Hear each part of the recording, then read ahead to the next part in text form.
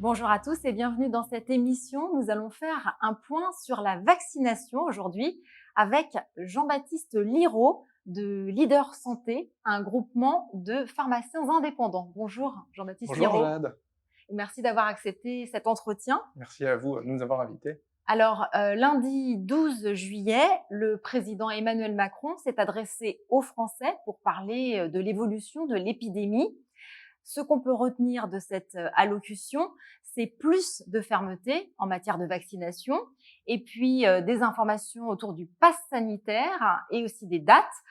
Pour résumer, à partir du 21 juillet, plus question de circuler en France sans un pass sanitaire valide. Comment ça va fonctionner concrètement, Jean-Baptiste Liraud? Alors dans les détails, comment ça va fonctionner aujourd'hui, malheureusement, on ne le sait pas trop, puisque le président a fait son allocution, mais la loi doit encore être présentée en Conseil des ministres, puis soumise aux chambres parlementaires. Donc il peut y avoir quand même quelques petits ajustements sur ce qui a pu être annoncé. La seule chose dont on est sûr aujourd'hui, c'est comment fonctionne le pass sanitaire. Donc, pour avoir un pass sanitaire valide, c'est assez simple. Soit on a c'est un cycle de vaccination complet, donc à savoir 2 semaines après la première ou deuxième dose, ça dépend le schéma vaccinal, ou alors un test PCR ou antigénique disponible en pharmacie de moins de 48 heures. Et enfin, troisième solution, un certificat de rémission qui donc atteste que vous avez été atteint du Covid-19 il y a peu de temps. Et donc, ce pass sanitaire, maintenant, c'est le sésame pour circuler en France, pour aller dans les lieux culturels, dans les restaurants, même dans les hôpitaux, les trains, les avions. C'est ça. Alors bon, pour les avions, les gens commencent à avoir l'habitude, puisque ça fait quand même un petit moment. Et par exemple, pour les tests PCR, pour sortir du territoire ou les transports, c'est 72 heures et pas 48. Donc il y a quand même un petit peu plus de, la, de lâche. C'est une bonne manière d'essayer de freiner la progression de l'épidémie, d'après vous? Alors vouloir freiner l'épidémie, dans tous les cas, c'est une bonne façon. Après, est-ce que la manière est bonne ou pas bonne? Honnêtement, je ne sais pas si on peut vraiment le juger, ou en tout cas pas tout de suite. Par contre, la seule chose qui effectivement est une bonne mesure, c'est la vaccination, puisque malheureusement aujourd'hui, c'est le seul atout que nous avons pour pouvoir passer à l'étape d'après de cette pandémie. Alors, il y a eu un raz-de-marée vers la vaccination suite à cette allocution. Je crois qu'on a compté 3 millions d'inscriptions sur les sites, mais certaines personnes ne pourront pas être vaccinées avant le départ en vacances, hein, ce qui risque de poser des problèmes et notamment de favoriser les contaminations. Alors, on peut voir ça comme ça, mais dans tous les cas, s'il n'y avait pas eu donc cette incitation à la vaccination de la part du président de la République, les contaminations auraient quand même eu lieu. Donc on peut quand même se dire que toutes ces incitations, ces mesures qui vont être débattues prochainement, ont quand même un intérêt à plus long terme que pour l'été. L'objectif, c'est quand même d'amortir au maximum cette possible, ou en tout cas les futures vagues qui pourraient arriver dans le futur. Et puis l'objectif, c'est aussi de faire porter les restrictions sur les non-vaccinés plutôt que sur l'ensemble de la population et d'éviter aussi à terme un reconfinement général comme on en a déjà connu un, Alors je même pense qu'en tout plusieurs. cas, vouloir éviter le reconfinement, je pense que tout le monde sera d'accord pour dire que c'est quand même une bonne chose. Après, faire porter les responsabilités sur les non-vaccinés, peut-être que c'était son avis. Je préfère voir la chose, on va dire, autrement. C'est plutôt aussi une certaine façon voilà, d'offrir aux personnes qui se sont fait vacciner, qui vont se faire vacciner, donc qui véritablement font l'effort de participer à l'immunité collective, de pouvoir se dire, j'ai fait mon travail, j'ai été responsable, j'ai travaillé pour le collectif, donc je peux aussi profiter et retrouver une vie d'avant normale. Alors on en est où aujourd'hui des contaminations en France et du fameux variant Delta qui inquiète beaucoup? Alors aujourd'hui, en tout cas, d'après les données qu'on peut avoir entre le ministère de la Santé, Santé publique France, effectivement, les contaminations repartent à la hausse, puisque là, rien d'anormal. En même temps, avec toutes les réouvertures, etc., les gens se brassent de plus en plus, des premiers départs en vacances. Donc rien d'alarmant, surtout qu'à côté des contaminations, pour l'instant en tout cas, le nombre d'hospitalisations, le nombre de décès, lui, n'augmente pas significativement. Et de l'autre côté, effectivement, en tout cas le ministre de la Santé l'annonçait dernièrement, 60% des nouvelles contaminations pourraient être imputées donc à ce fameux variant Delta Et qui ça, est c'est plus inquiétant. transmissible. Alors inquiétant oui et non, inquiétant oui parce que forcément le virus est plus transmissible, donc ça veut dire qu'il va se propager plus vite, mais en même temps pas forcément très inquiétant non plus puisque aujourd'hui, en l'état de la science, les vaccins autorisés sont toujours efficaces contre ce variant. Voilà, ça c'était quand même la grande question. Vous représentez donc aujourd'hui Leader Santé, regroupement de pharmaciens indépendants français. Quel rôle jouent les pharmaciens dans la campagne de vaccination? On les a peut-être un peu mis de côté parce qu'on s'est beaucoup intéressé aux vaccinodromes géants qu'on a implantés un peu partout sur le territoire. Comment ça se passe du côté des pharmacies? Alors aujourd'hui, en tout cas au niveau des pharmacies, il y a beaucoup de pharmacies en France qui vaccinent, encore plus qui pratiquent les tests antigéniques. Et je ne sais pas si on peut vraiment dire qu'il y a eu les vaccinodromes qui ont été mis en avant ou priorisés par rapport aux On pharmacies. en a beaucoup parlé. On en a beaucoup Mmh. parlé, mais en même temps, c'est normal. Les vaccinodromes ont une place centrale tout de même dans le dispositif de vaccination, avec des gros outils humains, des gros moyens logistiques.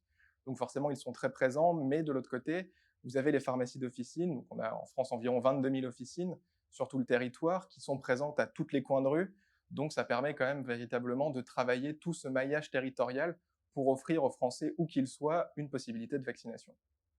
La réticence à la vaccination était assez forte au début de la campagne vaccinale. On en a beaucoup parlé, notamment sur les réseaux sociaux. Où ça en est aujourd'hui? Est-ce que ça évolue? Alors, bah, vous l'aviez dit juste avant, pour les 3 millions de personnes donc, qui ont pris rendez-vous pour se faire vacciner, visiblement, il y avait des réticences. Il y en a toujours, les gens doutent, c'est normal. Même en tant que scientifique, c'est normal de douter, c'est même le b.a.-ba de la science. Donc, c'est pas étonnant, mais on voit qu'en tout cas, avec 3 millions de rendez-vous pris depuis l'allocution du président, soit la contrainte peut-être fonctionne, soit peut-être les derniers hésitants se disent bon, eh bien, tout le monde le fait, donc pourquoi moi je ne le ferai pas.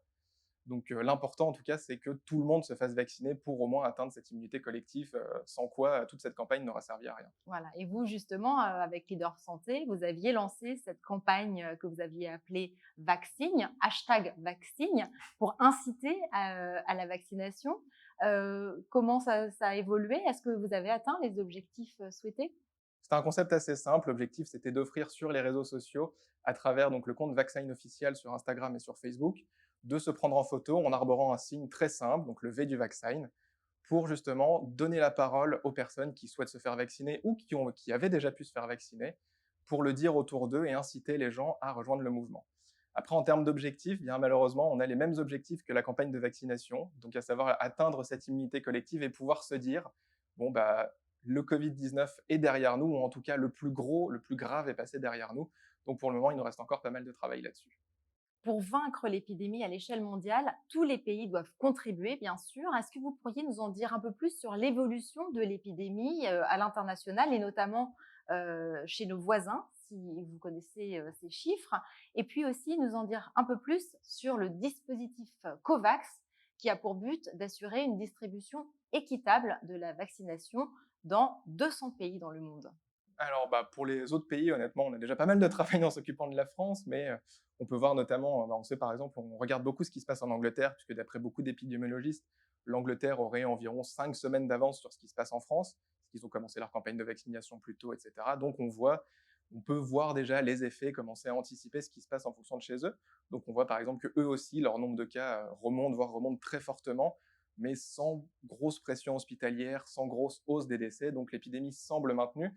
La preuve, dans le calendrier anglais, la semaine prochaine, le port du masque devra être complètement, enfin l'obligation pardon du port du masque sera complètement supprimée. Donc preuve que pour eux, en tout cas, l'épidémie semble maîtrisée de leur côté pour l'instant. Et concernant donc le dispositif COVAX, c'est une excellente initiative puisqu'on sait en tout cas en épidémiologie que le principal problème ce serait d'avoir un réservoir de patients non vaccinés qui ferait circuler le virus et qui permettrait d'héberger toutes sortes de variants dont on n'a pas vraiment envie de voir chez nous. Donc l'important, c'est véritablement une solidarité internationale pour réussir partout à vacciner le plus grand nombre de populations. Alors justement, 2 vaccins chinois homologués par l'OMS ont récemment fait leur entrée dans le dispositif COVAX. La Chine doit distribuer immédiatement 110 millions de doses pour faire face à la pénurie de doses de vaccins. Ça avance, on va dans le bon sens. Qu'est-ce que vous en pensez? Bah, en tout cas, oui, ça va dans le bon sens. En tout cas, les pays se mettent en marche de combat, la Chine notamment, donc c'est pas On la est loin première des fois. objectifs, hein, par On contre. est toujours très loin des objectifs. Après, les objectifs seront vus en fin d'année, donc forcément, après, il y a quand même beaucoup de problèmes de logistique, notamment. Alors, les vaccins chinois, c'est plus simple, mais les vaccins plus occidentaux, il y a quand même des notions de congélateurs très froids, voire de frigidaires pour pouvoir les conserver et les transporter. Donc, par exemple, dans des régions d'Afrique très reculées, ça pose quand même de grosses questions logistiques. Donc, ça se met en place et on le sait, on le voit tous les jours avec divers sujets que la solidarité internationale, c'est quelque chose de très long, mais ça fait ses preuves, ça fonctionne. Donc on n'a pas de raison de ne pas y croire. Alors, on a beaucoup débattu au sujet de l'efficacité des différents vaccins, notamment au début de la campagne vaccinale. Où en est-on aujourd'hui? Alors aujourd'hui, bon, en tout cas, d'après les données qu'on a, les vaccins sont toujours fiables, que ce soit contre les souches originales ou les nouveaux variants comme le variant Delta. Alors, par contre, on a observé dans certains pays qui avaient massivement vacciné dès le début de leur campagne. Par exemple, je pense au cas d'Israël, une nouvelle vague assez inquiétante. Comment interpréter cette situation et qu'est-ce qu'on peut en retenir pour anticiper par rapport à notre situation ici en France? Ce qu'on peut en retenir, en tout cas, c'est que c'est un virus, voilà, c'est un petit on a l'habitude, on va dire en France avec la grippe, c'est un virus qui mute beaucoup. Eh bien, le Covid-19, c'est pareil, c'est un virus très changeant. Donc l'avantage, c'est qu'on peut voir que la vaccination fonctionne, on en parlait juste avant, donc pas plus de cas d'hospitalisation, pas plus de morts, certes, beaucoup de cas, puisque forcément maintenant le virus commence à circuler dans des tranches de population qui n'avaient pas été vaccinées dès le début, comme majoritairement les jeunes, qui se voient beaucoup, pour lesquels les mesures et les gestes barrières ne sont pas toujours très bien respectés. Donc ça crée quand même quelques foyers de contamination. On l'a aussi en France notamment. Les principaux foyers de contamination, c'est chez des personnes plus jeunes. Et l'autre problème, c'est que les foyers d'hospitalisation commencent aussi à arriver vers des personnes plus jeunes. D'où l'importance de vacciner le plus tôt possible, en tout cas selon les recommandations. Bon, alors vous l'avez déjà dit à plusieurs reprises dans cette interview, mais pour terminer, euh, on a bien compris que la vaccination est le seul moyen pour véritablement se débarrasser de cette épidémie.